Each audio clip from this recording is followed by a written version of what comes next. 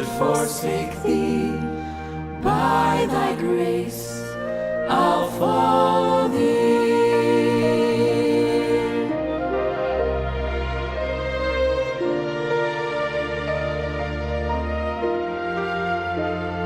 Though you lead me through affliction, poor forsaken though I be, thou wast destitute, afflicted, and I only follow thee.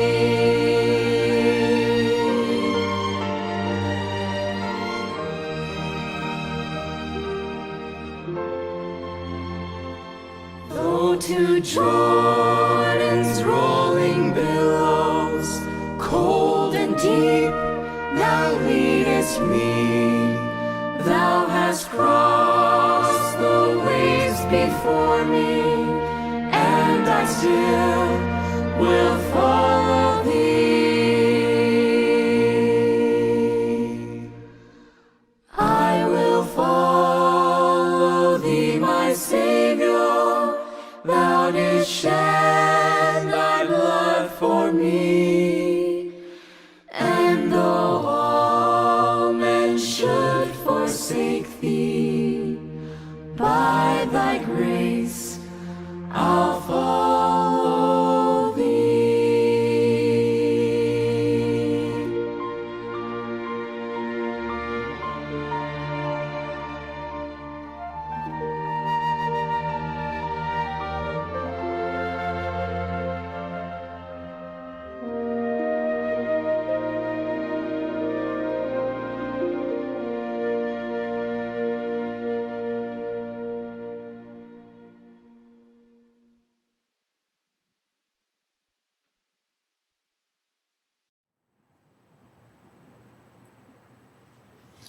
Shalom saudara-saudari yang diberkati Tuhan, dimanapun Anda berada pada ketika ini, kita bersyukur karena kita boleh bersama di dalam kebaktian pada petang ini. Sebelum kita teruskan pelajaran pada kali ini, saya mengundang kita bersama untuk bersatu di dalam doa. Bapa kami dalam kerajaan sorga, kami mengucap syukur dan terima kasih kehadirat-Mu, oleh karena kami boleh bersama-sama mendengarkan firman Tuhan. Biarlah kuasa-Mu menyertai setiap kami, agar kami boleh mengerti dan dapat pelajaran yang baik daripada pelajaran ini. Di dalam nama Yesus kami berdoa. Amin.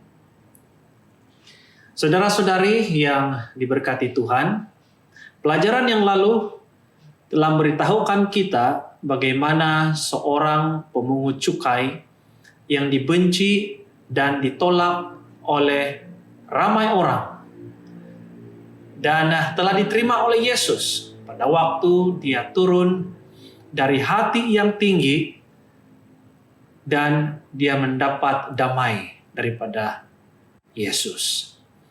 Kali ini kita mendengar satu lagi kisah kehidupan seorang yang disebut di dalam Alkitab, di mana rohaninya tidaklah begitu dicabar sepanjang atau ketika dia tinggal di rumahnya.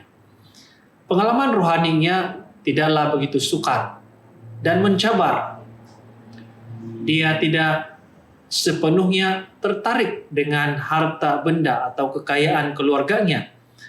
Namun dia tertarik dengan satu perkara, yaitu hak kesulungan.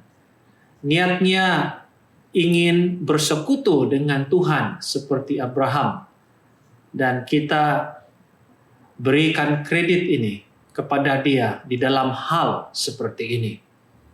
Dia adalah Yakub. Yakub telah salah faham akan bagaimana Tuhan bertindak akan rencananya. Biarpun Tuhan pernah berjanji untuk memberikan hak kesulungan itu kepadanya. Saudara-saudari, dalam hal ini Tuhan mempunyai sifat yang tetap sabar menunggu sehingga pada waktunya.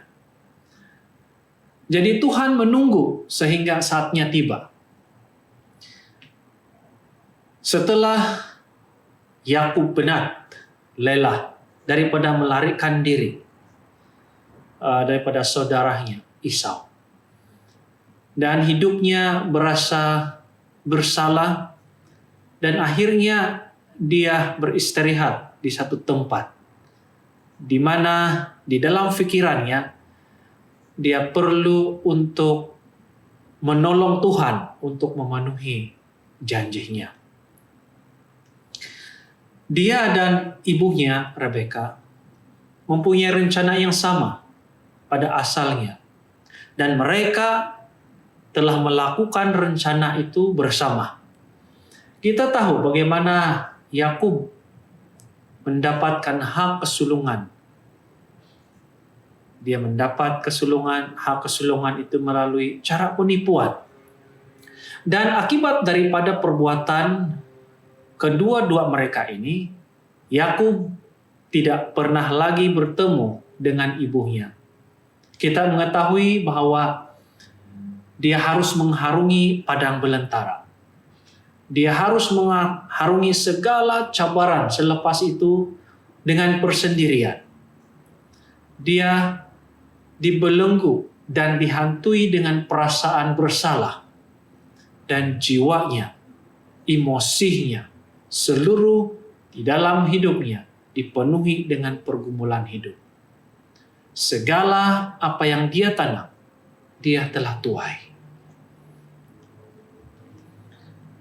Biarpun Allah pernah mengatakan bahwa Yakub akan menerima hak kesulungan itu, perkataannya itu akan digenapi menurut waktu dan cara Tuhan, dan bukan dengan jalan manusia, tetapi melalui jalan Tuhan, di mana mereka sepatutnya bersabar menunggu dengan penuh iman. Jadi akhirnya Yakub telah lari daripada tempat kediamannya yang selesa itu dengan penuh kekecewaan. Ketika malam menjelang tiba, oleh karena perjalanan yang jauh dan dia merasakan begitu penat, lalu dia membaringkan badannya di tanah dan berbantalkan sebuah batu. Namun dia tidak dapat tidur dengan baik, apatah lagi mau berdoa kepada Tuhan, karena pikirannya dipenuhi dengan dilema, dipenuhi dengan tekanan dan pergumulan di dalam hidupnya. Dia sudah sampai di tahap pemikirannya yang mengambil kesimpulan bahwa semuanya menjadi sia-sia dan dia tidak mempunyai pengharapan lagi. Akhirnya, setelah begitu lelah secara fisikal dan emosi, akhirnya dia tertidur. Dan dia bermimpi, mimpi yang lain daripada yang lain. Sesuatu mimpi yang dia tidak sangkakan itu terjadi di dalam kehidupannya pada malam itu. Dalam mimpinya, dia melihat sebuah tangga yang panjang dari bumi ke langit. Dia melihat malaikat sedang naik dan turun tangga tersebut. Tangga itu melambangkan Yesus Kristus sendiri. Saudara-saudari yang diberkati Tuhan, Yesus adalah penghubung bumi ini dan sorga. Yesus masih di sana. Yesus di samping Yakub pada waktu itu. Yesus masih mengasihi Yakub walaupun dia telah bersalah. Pada waktu dia kesorangan, pada waktu dia begitu kecewa, pada waktu dia bergumul di dalam hidupnya, tidak ada yang peduli akan hidupnya. Ketika dia merasa segala-galanya sia-sia dan tidak ada pengharapan lagi. Ketika dia sudah mencapai di tahap putus asa, Yesus telah datang menemani dia sepanjang malam itu.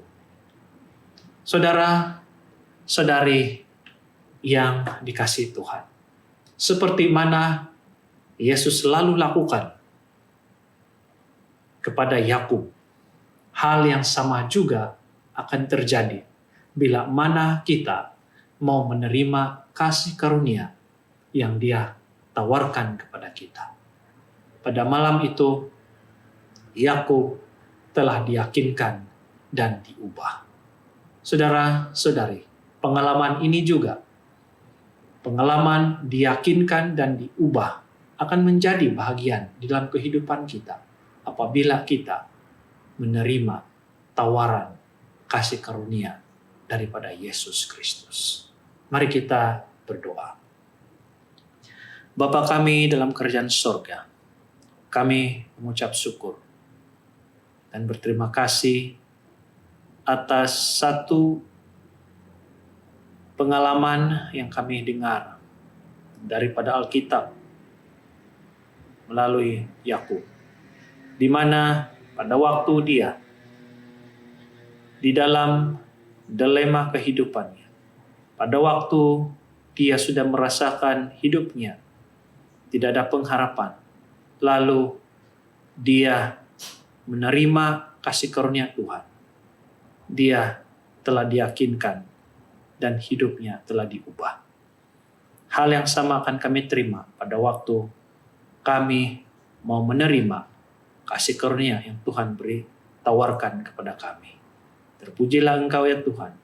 Terima kasih atas berkat ini. Dalam nama Yesus kami berdoa.